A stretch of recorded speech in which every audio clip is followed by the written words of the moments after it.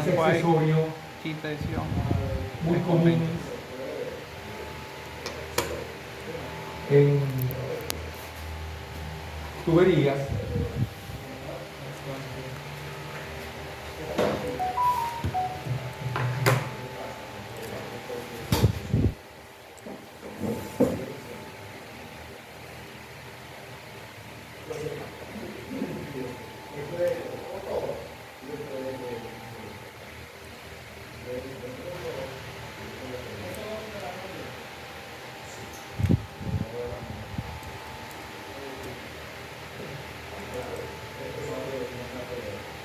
En la cual la T, la especie de T, lleva una tubería que tiene un diámetro interno de 1 de 3 milímetros.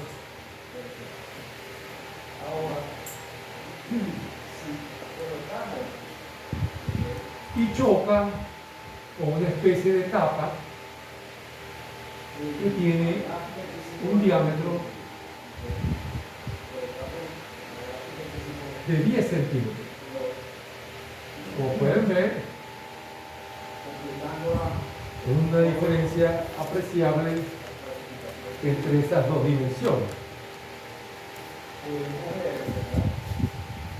Esto es axisimétrico. Entonces vuelvo a insistir que la condición de axisimetría es muy común en tuberías y conductos. Es decir, aquí tenemos una línea central a lo largo de la cual vamos a medir el eje Z. Y, por supuesto, si son tuberías y discos circulares, la otra coordenada sería la radial. Entonces, la geometría sugiere una situación axisimétrica, la cual significa que la coordenada circunferencial o tangencial no juega ningún papel. O sea, eso que vamos a esquematizar sobre la pizarra, ustedes lo giran 180 grados alrededor de ese eje Z y describe exactamente lo que pasa en el espacio. Esa es una situación axisimétrica. El fluido que avanza por esa entrada es aceite, con una gravedad específica de 0.89. Cosa rara, no dan el flujo de masa, sino el flujo de peso. Eso es habitual. Realmente nunca he entendido por qué dan el flujo de peso en newton por hora.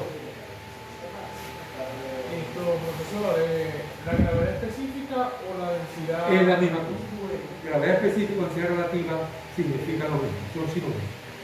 ¿Okay? Por eso es que es habitual la literatura, vamos a decir práctica, que dicen S, por específica.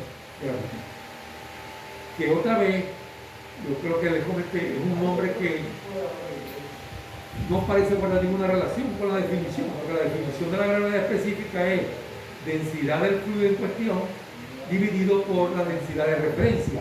Y la densidad de referencia es habitualmente la del agua. Entonces, ¿por qué es gravedad? No sé. ¿Por qué es específica? Mucho menos. Porque el gravedad específica significa por unidad de masa. Y esa cantidad ni dimensiona bien. Es adimensional. Yo me imagino, pero es especulación, que por eso eventualmente, desde hace ya unos cuantos años, prefieren utilizar el nombre de densidad relativa. Ese sí es bastante descriptivo. Entonces, profe, la densidad relativa o específica del agua, ¿cuánto es? 1. Uno, porque lo divide sobre ella misma. Y el peso específico, Ese sí es distinto, porque ese es el peso por unidad de volumen. El peso específico Es la gravedad por la densidad. 981. Sí, 981 newton por metro cúbico. 981 newton sí por metro cúbico. 981, 9810. 9810. Sí, que son 1000. Ah, Ok. La separación entre la tubería y el disco es de apenas 2 milímetros.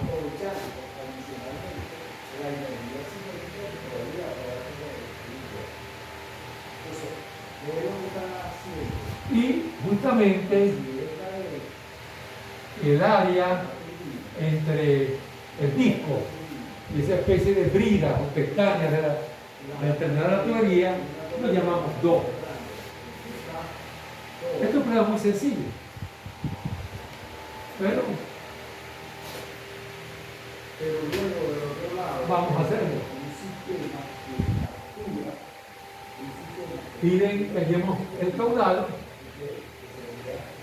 en primer lugar, y en segundo lugar la velocidad en centímetros sobre segundo por la cual el flujo sale. O sea, que esa velocidad de O nos la piden aquí. ¿Ves? Y el caudal no lo piden acá. Bueno, la base dan el flujo en peso, el flujo en masa, es GM, aceite. ¿Verdad? GM, ¿qué es, profe? Gravedad por flujo de masa. Ah. Y el caudal, ese sería que flujo volumétrico, ¿eh? Flujo volumétrico, sí señor. Entonces, lo primero es darse cuenta que esto es un fluido que, a menos que lo digan lo contrario, lo vamos a suponer muy compresible. Bueno, en realidad lo primero es verificar las tres cosas que hemos venido sugiriendo. Se revisen o se definan desde el principio. ¿Cuál es el fluido de trabajo? Lo acabo justamente de mencionar. Es un aceite cuya densidad relativa es conocida y, como dije, a menos que no digan lo contrario, vamos a suponer que ese aceite se comporta como un fluido incompresible. Es un líquido que no es fácil de comprimir, es fácil de presurizar. Bombas de aceites hay por todos lados, pero cambiar su densidad significaría aumentar su presión considerablemente. En segundo lugar, ¿cuál es el sistema de referencia más adecuado? Bueno, para ello hay que mirar dos cosas. La geometría. Esa es una geometría axisimétrica. ¿Okay? Y lo que nos piden la velocidad con la cual sale el nodo. Ahora, ¿quién decide la dirección de salida en nodo? Fíjense que este 2 que aparece aquí es el mismo 2 que aparece acá. No son dos salidas, es una salida. El área de entrada 1 es un círculo, pero el área de salida 2 es un espacio angular que tiene altura h y diámetro 2. Es una especie de cinta con una cierta altura, que son los 2 milímetros. O sea, allí no hay dos salidas, es una sola salida. O sea, un área de flujo no tiene por qué ser una figurita sencillita. ¿Qué puede ser más sencillo que una circunferencia, que un círculo? Si es un ducto aire acondicionado, es rectangular o cuadrado. Pero hay área de flujo de diversas formas. He aquí el ejemplo. Se hace una especie de cinta que forma una circunferencia y la cinta tiene un espesor. que es lo que estoy llamando allí H. Entonces, ¿cómo calculo yo el área de flujo? La longitud de la circunferencia, pi por D2, multiplicado por H. Ese es el área de flujo. Y repito, es una sola.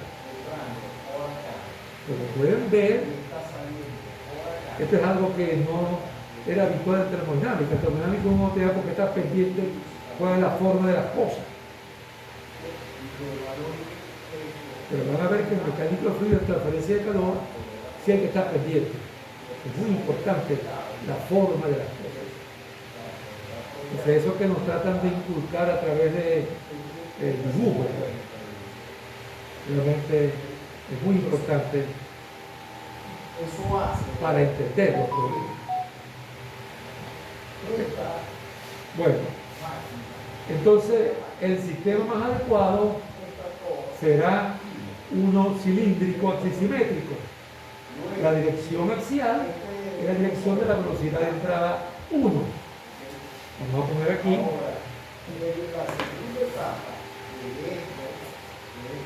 ¿Dónde está 1?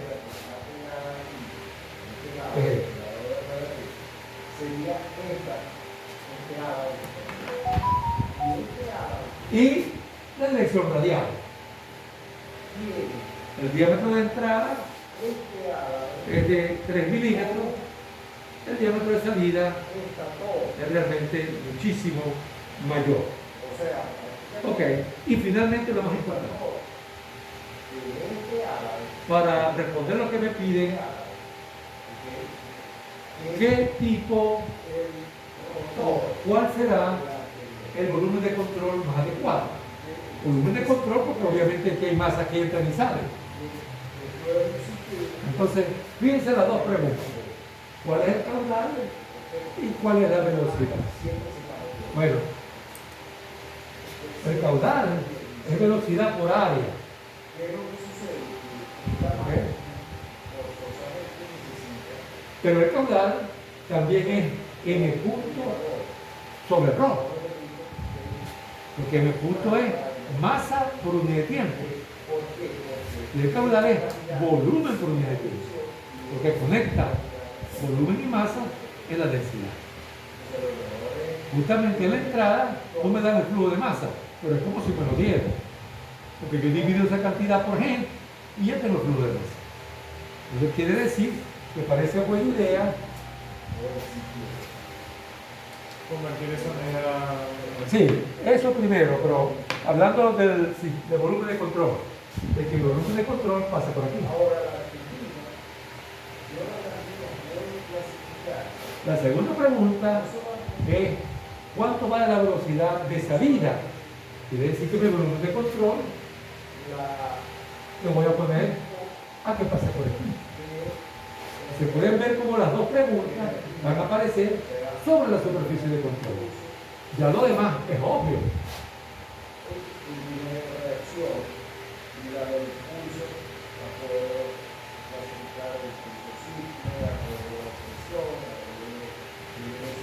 Alguien dirá, y con razón, si se va a hacer un balance de masa,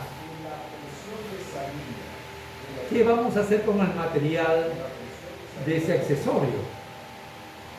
No conozco el espesor de nada de eso, ni conozco la densidad, que está rayado, que se supone es un metal o un sólido.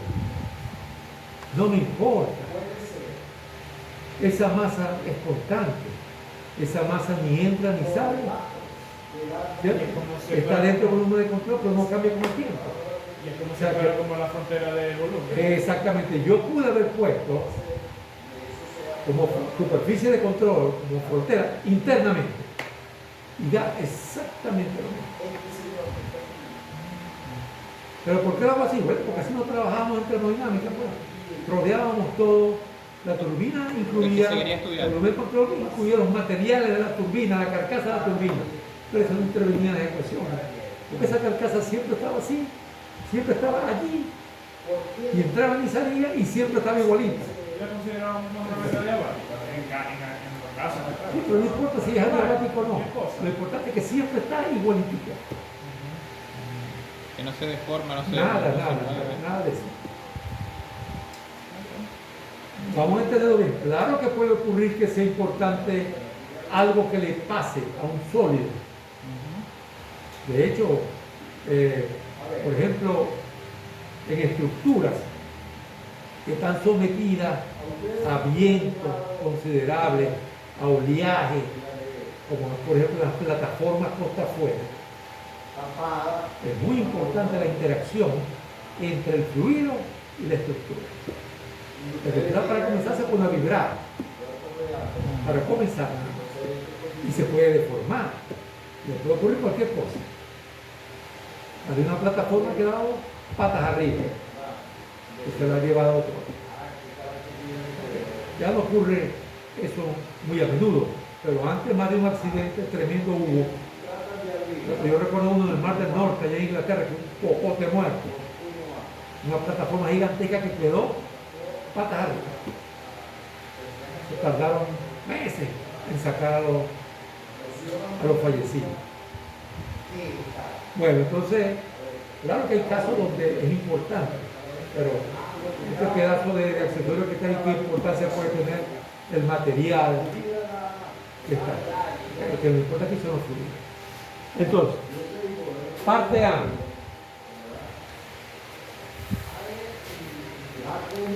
El caudal es el flujo de masa sobre la densidad. Yo no tengo el flujo de masa, sino que tengo Gm.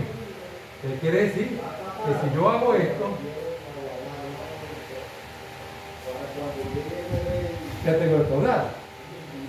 ¿Verdad? Divido Gm por G y lo divido por ρ. Pero ρ lo tengo que escribir en función de la densidad del agua. No hay problema.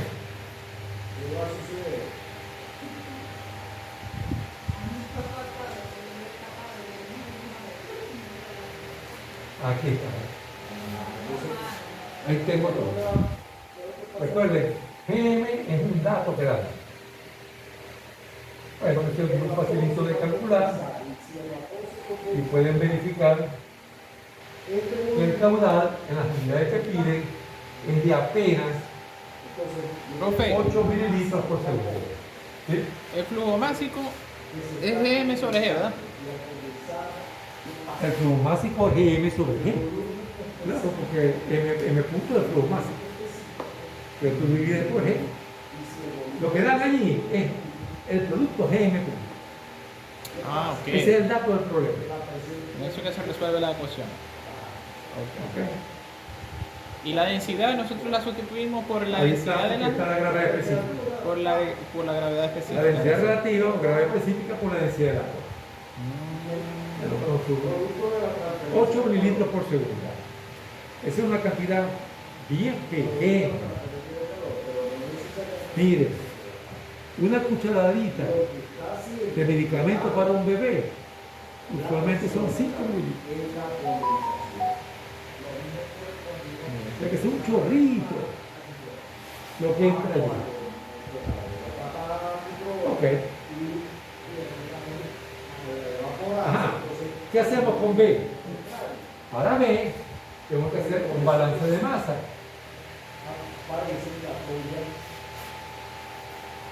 ¿Cuál es la ecuación tradicional para el balance de masa? Aquí voy. Al principio lo voy a estar escribiendo, después voy a hacer un poquitico más rápido.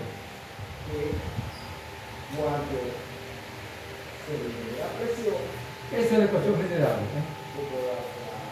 La diferencia entre los flujos de masa entrante y saliente del gas nos dice con qué rapidez cambia la masa almacenada dentro del volumen de cuerpo.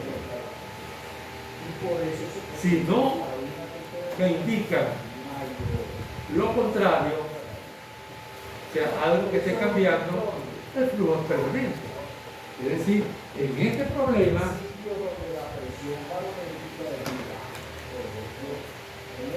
este es cero, porque el flujo es permanente.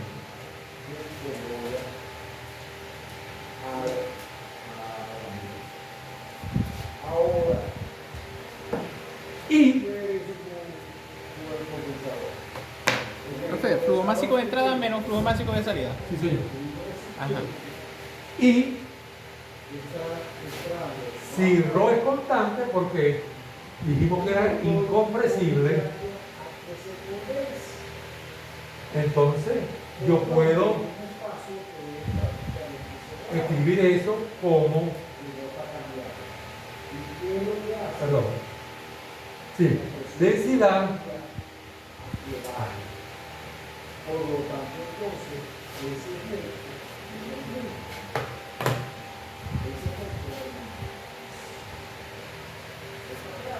esto significa que el caudal de entrada es 1, es igual al caudal de salida. O sea, el caudal es constante, no importa dónde se evalúe. Si se evalúa en la entrada 1, se evalúa en la salida 2, o se evaluara en una posición intermedia, siempre vale lo mismo. Entonces, si ya conocemos cuánto vale Q, lo que nos queda es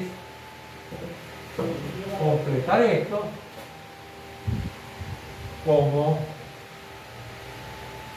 A2 B2. Pero A2, como dije hace rato, será pi por D2 por H. Entonces, si hacen eso, pueden constatar que esa velocidad 2 de las unidades que piden es de apenas 1.3 centímetros por segundo.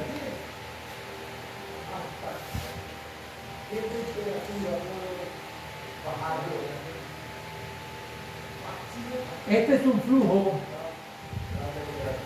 yo diría que algo clásico, porque presenta una corriente que choca. La presión a la que está presionando el condensador va a depender de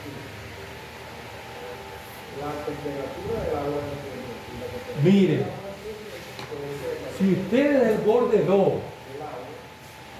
van hacia adentro, estarían disminuyendo el radio, a pesar de que H es constante.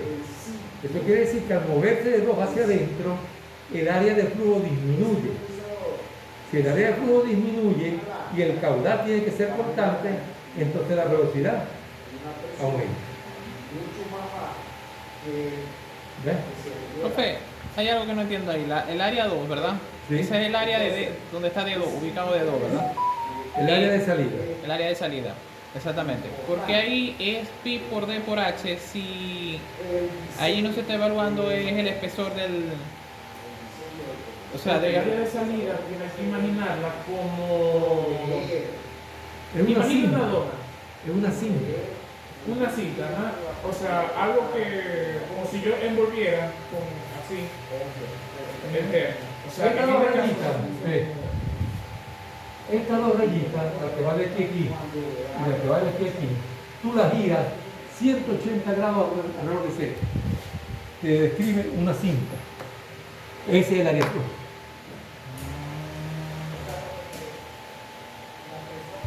Ese es el área de flujo. Una cinta como de regalo. ¿Entiendes? Y tú con la cinta de regalo haces una circunferencia. Se bordea. O sea, la cinta tiene una anchura. Ese es el equivalente a H. Ah, ya. Y el diámetro de la circunferencia, y tú hiciste con la cinta, es el equivalente a de 2. Ya. Entonces, eso tiene área. Claro, pero entonces el H sería desde allá arriba hasta abajo, ¿verdad? Claro, ahí dice 2 milímetros. Ahí está la flechita. Yo pensaba que era la separación de las dos barritas. O sea, del metal de arriba con el metal de abajo. Claro, y está separada esto. Esta es. Esta distancia. Que es la misma aquí en todas partes. Claro. La diferencia de altura Ya. le da sentido entre este punto y este punto, básicamente. Porque final del caudal queda el área por la velocidad, ¿no? Sí, es que al final no, esa es la manera que puede calcular. Bien. Área por velocidad media. Fíjense cómo aquí en este problema no nos plantean ningún tipo de perfil. Si supiésemos los detalles de ese aceite, pudiésemos evaluar un número de Reynolds y ver si ese flujo es laminar o turbulento. Con esas velocidades, lo más probable es que eso sea laminar. ¿Ok? Entonces, tanto en la entrada como en la salida, el perfil de velocidad tiende a ser parabólico. Pero eso son especulaciones. Eso quiere decir que estas velocidades tienen que ser velocidades medias. No son velocidades en un punto en particular. O sea, allí en uno hay un perfil de velocidad de entrada. En dos hay un perfil de velocidad de salida. Pero yo lo máximo que puedo llegar con la información es cuál es la velocidad media que está asociada con la entrada y con la salida.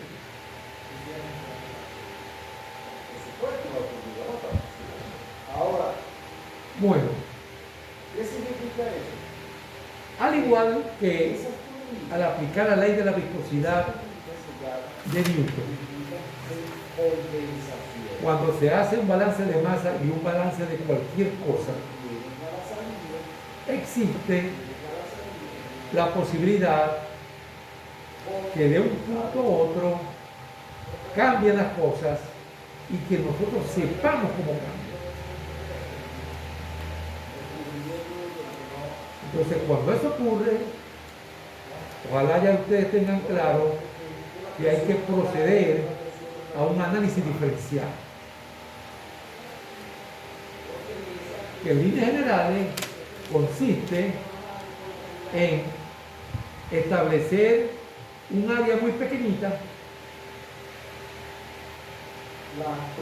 ver cuánto de lo que queremos balancear está asociado con esa área y luego sumar ese resultado con lo que corresponderían a áreas semejantes hasta completar todo el área. Todo eso que dije como en no sé cuántas palabras tiene un nombre. Hay que integrar. Hay que integrar. Porque integrar significa sumar cosas muy pero muy pequeñitas. Porque la lógica es, algo puede ser muy pequeñito,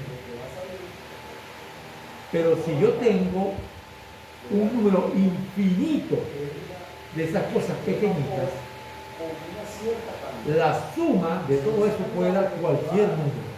Puede dar 2, puede dar 4, puede dar 1 millón.